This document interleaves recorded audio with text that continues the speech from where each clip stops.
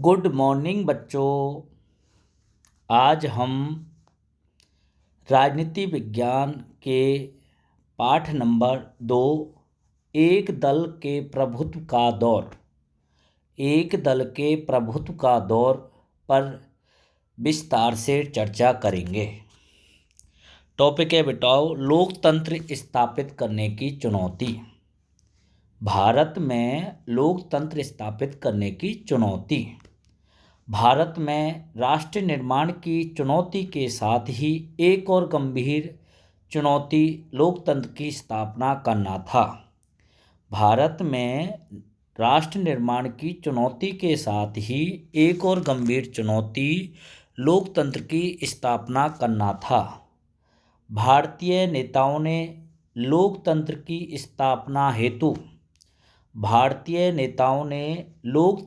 स्थापना हेतु विभिन्न धार्मिक एवं राजनीतिक समूहों में पारस्परिक एकता की भावना को विकसित करने का प्रयास किया।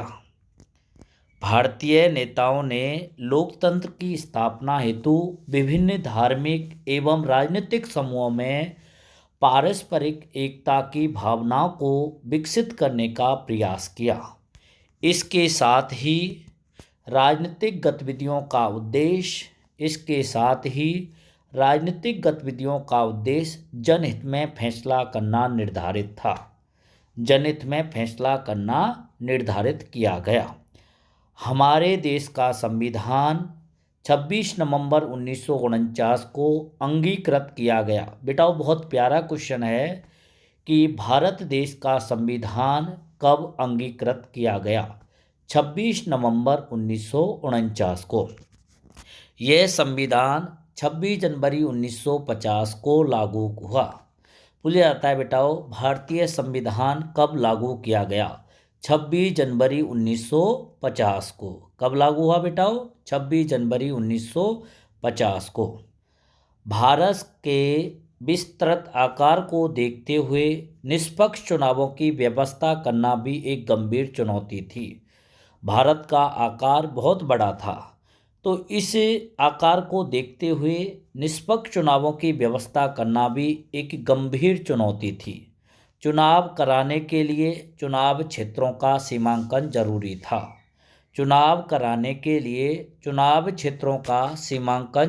था।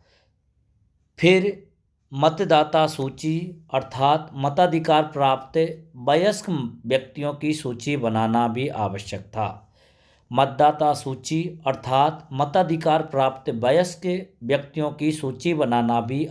था। इन दोनों कार्यों में बहुत सारा समय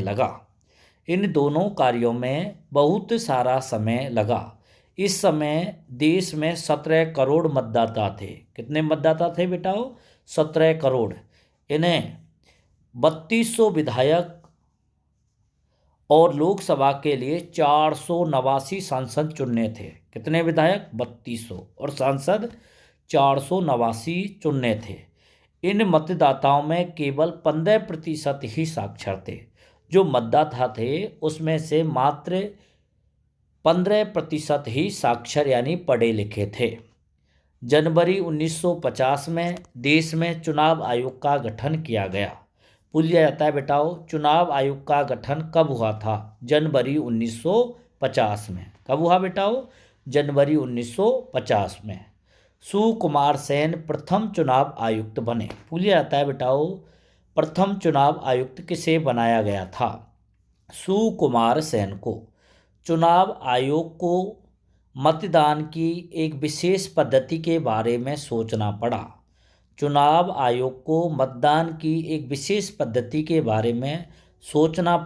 तथा चुनाव कराने के लिए 3 लाख से ज़्यादा अधिकारियों और चुनाव कार्मिकों को प्रशिक्षित करना पड़ा। कितने लाख? 3 लाख से ज़्यादा अधिकारियों और चुनाव कर्मियों को प्रशिक्षित किया। अधिकांश अप्रशिक्षित जनता को मतदान के विषय में जानकारी देना एक महत्वपूर्ण समस्या थी। भारत की अधिकांश जनसंख्या अशिक्षित थी और जनता को मतदान के विषय में जानकारी देना भी एक महत्वपूर्ण समस्या थी। अतः प्रथम आम चुनाव अक्टूबर 1951 से फरवरी 1952 के मध्य संपन्न हुए। पूछ जाता है बेटाओ, प्रथम आम चुनाव कब संपन्न हुए थे? अक्टूबर 1951 से फरवरी 1952 में। कुल मतदाताओं के आधे से अधिक ने मतदान में अपना वोट डाला। कुल मतदाताओं के आधे से अधिक ने मतदान में अपना वोट डाला। चुनाव निष्पक्ष हुए। चुनाव कैसे हुए? निष्पक्ष। ये चुनाव पूरी दुनिया में लोकतंत्र के इतिहास में मील का पत्थर साबित हुआ। ये चुनाव पूरी दुनिया में लोकतंत्र के इतिहास में मील का पत्थर साबित हुआ।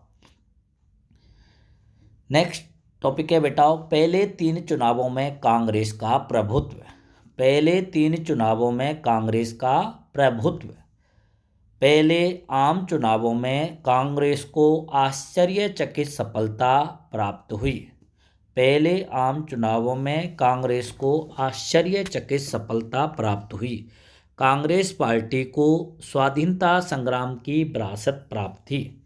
कांग्रेस पार्टी को स्वाधीनता संग्राम की विरासत प्राप्त थी। यही एकमात्र पार्टी थी जिसका संगठन पूरे देश में था। कांग्रेस पार्टी एकमात्र पार्टी थी जिसका संगठन पूरे देश में था। इस पार्टी के लोकप्रिय नेता पंडित जवाहरलाल नेहरू थे। कांग्रेस पार्टी के लोकप्रिय नेता पंडित जवाहरलाल नेहरू थे, जो भारतीय राजनीति के सबसे करिश्माई नेता थे। जो भारतीय राजनीति के सबसे करिश्माई नेता थे।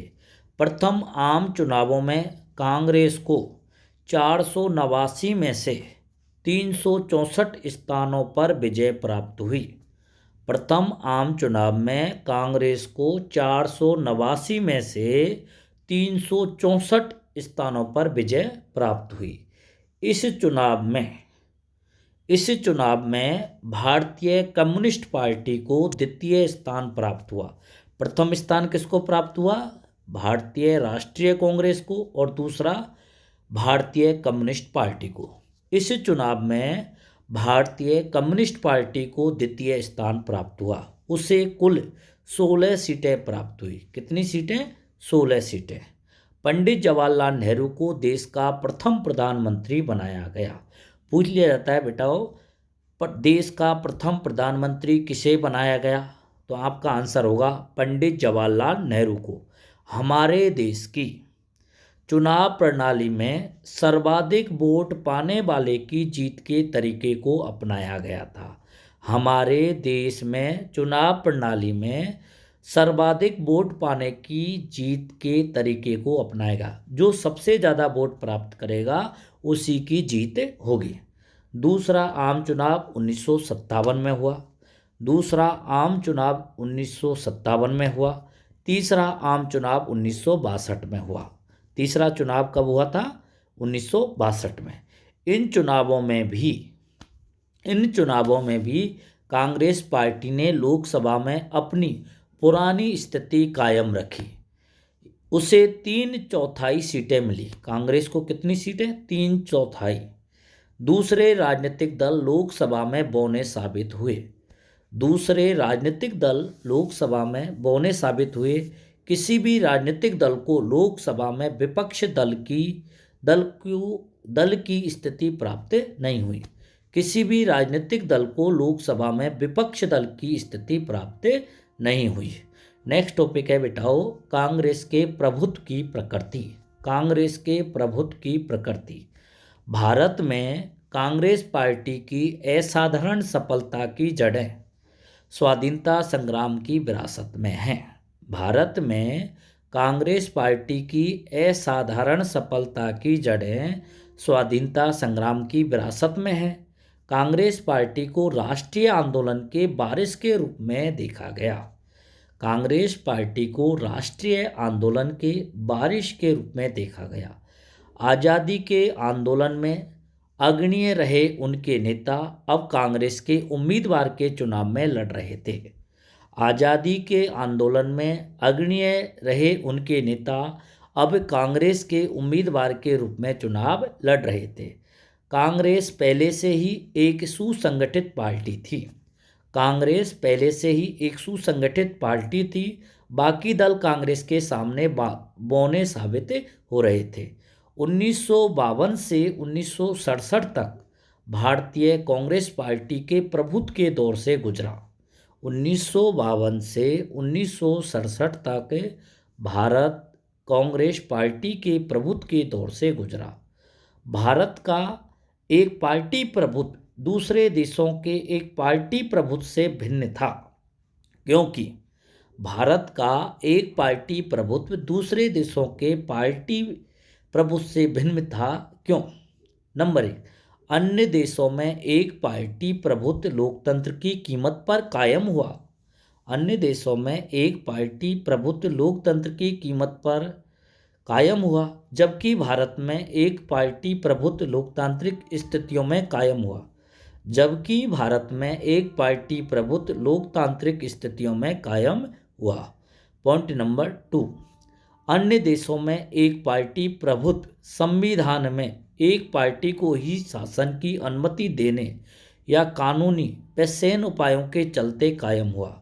अन्य देशों में एक पार्टी प्रभुत्व संविधान में एक पार्टी को ही शासन की अनुमति देने या कानूनी या सैन्य उपायों के चलते कायम हुआ, जबकि भारत में एक पार्टी प्रभुत्व विभिन्न पार्टियों के बीच मुक्त और निष्पक्ष चुनावों के तहत हुआ। जबकि भारत में एक पार्टी प्रभुत्व विभिन्न पार्टियों के बीच मुक्त और निष्पक्ष चुनावों के तहत हुआ। नेक्स्ट टॉपिक है बेटाओ, केरल में कम्युनिस्ट पार्टी के नेतृत्व में गठबंधन सरकार। केरल में कम्युनिस्ट पार्टी के नेतृत्व में गठबंधन सरकार। 1957 में केरल में कम्युनिस्ट पार्टी के नेतृत्व में एक गठबंधन सरकार बनी। केरल में कम्युनिस्ट पार्टी के नेतृत्व में एक गठबंधन सरकार बनी। कब बनी बेटाओ? 1957 में। यहाँ विधानसभा चुनावों में कांग्रेस पार्टी को बहुमत नहीं मिला। यहाँ विधानसभा चुनावों में कांग्रेस पार्टी को बहुमत नहीं मिला। विधानसभा चुनावों में कम्युनिस्ट पार्टी को कुल 126 में से 60 सीटें हासिल हुई।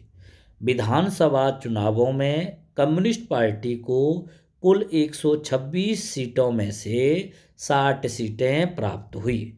विश्व में यह पहला अवसर था जब एक कम्युनिस्ट पार्टी की सरकार लोकतांत्रिक चुनावों के जरिए बनी।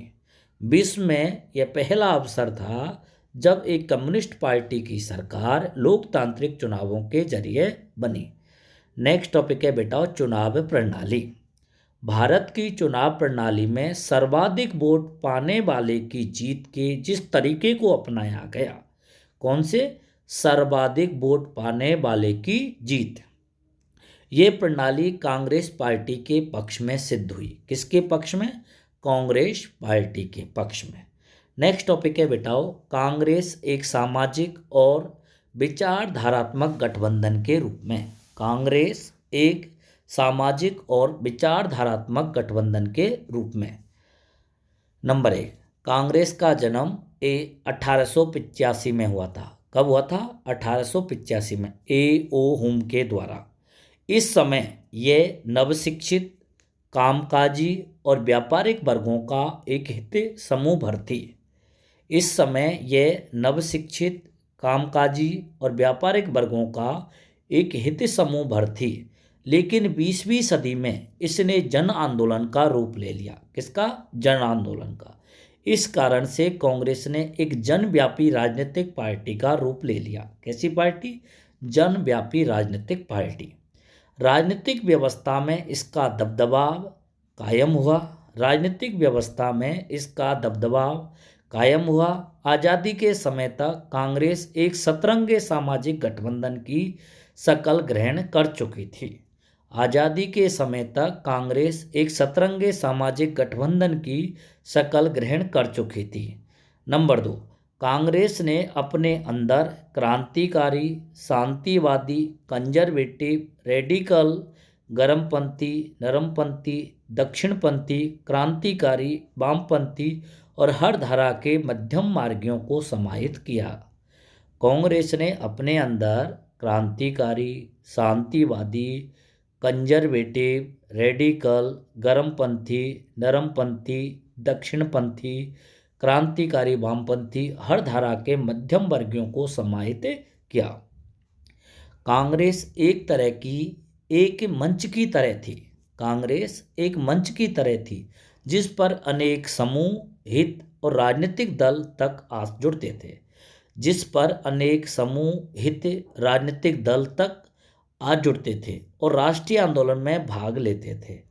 नंबर 3, अपने गठबंधनी स्वभाव के कारण कांग्रेस विभिन्न गुटों के प्रति संवेदनशील थी। अपने गठबंधनी स्वभाव के कारण कांग्रेस विभिन्न गुटों के प्रति संवेदनशील थी। कांग्रेस के विभिन्न गुटों में से कुछ विचारधारात्मक सरोकारों की वजह से तथा अन्य गुटों के पीछे व्यक्तिगत महत्वाकांक्षा तथा प्रतिस्पर्धा की भावना भी थी। कांग्रेस की अधिकतर प्रांतीय इकाइयां भी विभिन्न गुटों से मिलकर बनी थी। गुटों की मौजूदगी की यह प्रणाली शासक दल के भीतर संतुलन साधने के एक औजार की तरह काम करती थी। गुटों की मौजूदगी की यह प्रणाली शासक दल के भीतर संतुलन साधने के एक औजार की तरह काम करती थी। नंबर 4, चुनावी प्रतिस्पर्धा के पहले दशक में कांग्रेस ने शासक दल की भूमिका निभाई और विपक्ष की भी। इसी कारण भारतीय राजनीति के इस कालखंड को कांग्रेस प्रणाली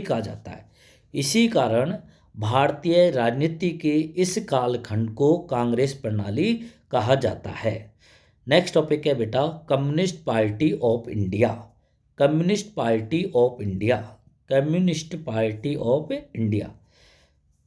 1920 के दशक के शुरुआती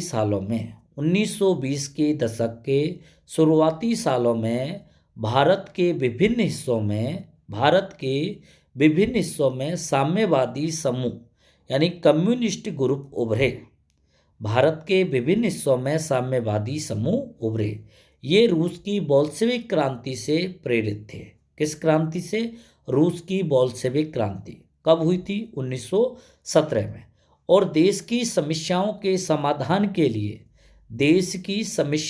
समाधान के लिए साम्यवाद की राह अपनाने की तरफदारी कर रहे थे।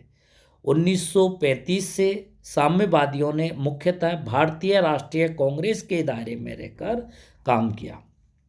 1935 से साम्यवादियों ने मुख्यतः भारतीय राष्ट्रीय कांग्रेस के दायरे में रहकर काम किया। कांग्रेस से साम्यवादी 1941 के दिसंबर से अलग हो गए। कांग्रेस से साम्यवादी दिसंबर 1941 से अलग हुए। भारतीय कम्युनिस्ट पार्टी के प्रमुख नेताओं में A.K. गोपालन, S.A. Dange, E.M.S. नवबुद्धिपाद, P.C. Joshi, Ajay Ghosh और P. सुंदरैया के नाम प्रमुख हैं। पूछ जाता है बेटा भारतीय कम्युनिस्ट पार्टी के प्रमुख नेताओं के नाम। A.K. गोपालन, S.A. Dange, E.M.S. नवबुद्धिपाद, P.C. Joshi, Ajay Ghosh और P. सुंदरैया। चीन और सोवियत संघ के बीच विचारधारात्मक अंतर आने के बाद भारतीय कम्युनिस्ट पार्टी 1964 में एक बड़ी टूट का शिकार हुई। चीन और सोवियत संघ के बीच विचारधारात्मक अंतर आने के बाद भारतीय कम्युनिस्ट पार्टी 1964 में विभाजित हो गई। सोवियत संघ की विचारधारा को ठीक मानने वाले भारतीय कम्युनिस्ट पार्टी में रहे। सोवियत संघ की विचारधारा को ठीक मानने वाले भारतीय कम्युनिस्ट पार्टी में रहे, जबकि इसके विरोध में राय रखने वालों ने भारतीय कम्युनिस्ट पार्टी मार्क्सवादी या CPIM के नाम से अलग दल बनाया। जबकि इसके विरोध में राय रखने वालों ने भारतीय कम्युनिस्ट पार्टी मार्क्सवादी या सीपीआईएम नाम से अलग दल बनाया। ये दोनों दल आज तक कायम हैं। नेक्स्ट टॉपिक है बेटा भारतीय जनसंघ। भारतीय जनसंघ। भारतीय जनसंघ का गठन 1951 में हुआ। कब हुआ था? 1951 में। श्यामा प्रसाद मुखर्जी इसके संस्थापक थे। पूछ जाता है बेटा जनसंघ के संस्थापक कौन थे? श्यामा प्रसाद मुखर्जी। कौन थे? श्यामा प्रसाद मुखर्जी।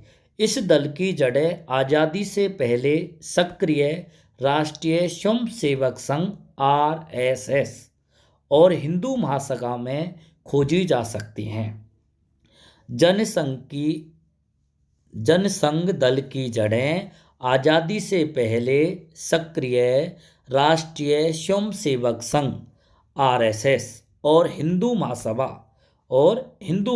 में खोजी जा सकती हैं। जनसंघ अपनी विचारधारा कार्यक्रमों की दृष्टि से बाकी दलों से भिन्न है। जनसंघ अपनी विचारधारा कार्यक्रमों की दृष्टि से बाकी दलों से अलग है। जनसंघ ने एक देश एक संस्कृति एक राष्ट्र के विचार पर जोर दिया। जनसंघ ने एक देश एक संस्कृति एक राष्ट्र के विचार पर जोर दिया। विपक्षी पार्टियों का उद्भव। विपक्षी पार्टियों का उद्भव। पहले 3 आम चुनावों में विपक्षी पार्टियों का अस्तित्व नगण्य था। कितना था? नगण्य। कई पार्टियां 1952 के आम चुनावों से पहले बन चुकी थी। 1952 के आम चुनावों से पहले बन चुकी थी। इनमें से कुछ ने 60 और 70 के दशक में देश की राजनीति में महत्वपूर्ण भूमिका निभाई। 1950 के दशक में इन सभी विपक्ष दलों को लोकसभा अथवा विधानसभा में कहने भर का प्रतिनिधित्व मिल पाया, यानी बहुत कम प्रतिनिधित्व।